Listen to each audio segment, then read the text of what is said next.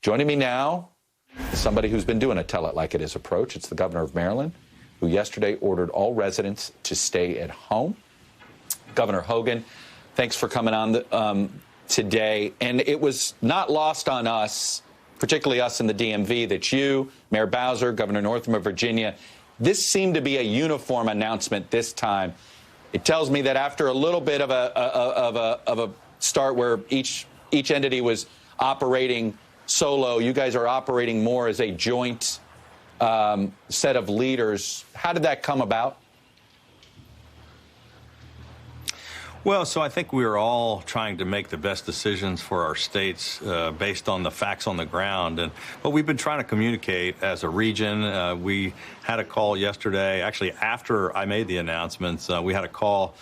We did that in the morning about what we were going to do in Maryland. And we had a call in the afternoon with Mayor Bowser and Governor Northam, and Governor Northam told us he was going to be making those same basic steps in the afternoon, and that was quickly followed by Mayor Bowser. But I think it makes sense for us to work as a region. Look, we are all concerned by the fact that in the Washington, Maryland, Virginia region that we saw quadrupling numbers and just skyrocketing exponentially the growth here in the region and the nation's capital surrounding, all of the nation's leaders that are supposedly fighting this crisis, that we're going to be impacted right here.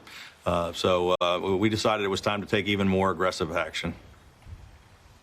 What do you tell the residents in the western part of your state that say, look, we get what's happening around Baltimore, we get what's happening around the nation's capital, but we don't need this strict, we're already a bit physically distant, and we don't need these strict rules. What do you say to them? Well, we've now got outbreaks in all but one county throughout Maryland. This is not just the Washington area. When I say the DMV, I mean all of Maryland, all of Virginia, and all of the district. It's not just the county surrounding Washington. We've got just as big of a problem in the Baltimore region as we do in the Washington region, and we've got cases all over western Maryland and the eastern shore and southern Maryland. This is not restricted just to our urban areas and our suburban areas. It's something that's happening all over the state. We're faced with the growing numbers everywhere in our state. It's impacting everybody, and we think all these steps are necessary to try to save lives. Yeah. Where are you in your ventilator situation? Are you at a point yet where you believe at your peak you will have enough beds and enough ventilators, or are you not in that situation yet?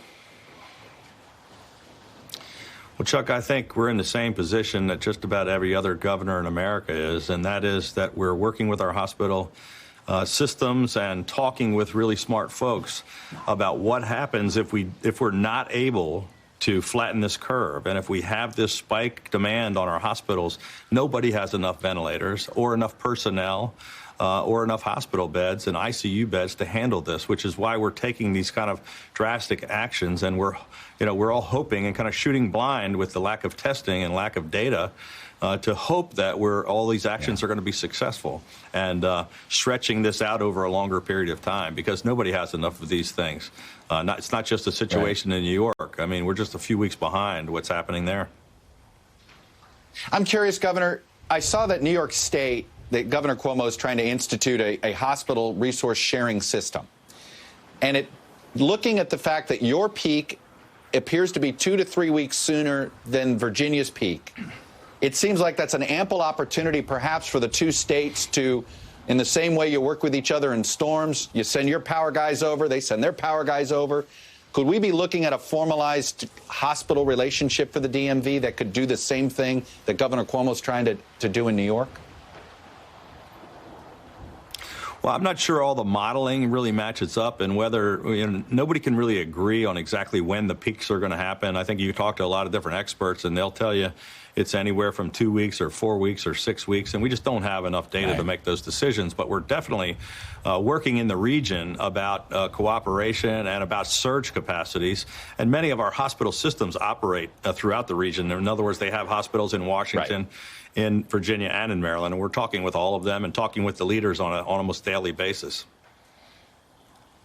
And final thing, the testing situation. I understand it came up again on a call with governors and the president. It does feel as if there's a disconnect here.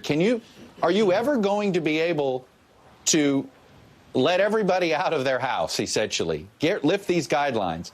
If you don't have enough testing capacity to know where this virus is in your state?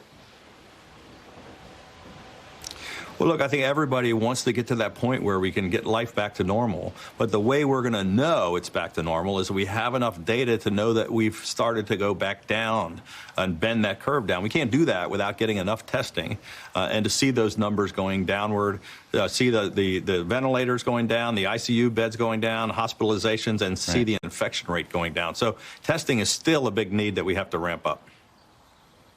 What is the biggest problem with testing? Is it the kits? Is it the personnel to do it? What is the bigger holdup right now? It seems as if you open up a testing site and they run out of tests before they run out of people. Yeah. So we've got testing sites open all across the state and not enough kits, and it's really that's the issue across America. Okay. I know that the federal administration is taking steps and making progress, and so are all the states, but that's where we're way behind. It's on the actual materials, the tests themselves. That's what I On thought. the other side of the equation, it's ventilators and personnel in the hospitals. That's the big issue. There it is. Ventilators, personnel, testing kits. Governor Hogan, thank you, sir, for giving us this information. And as always, stay safe and stay healthy.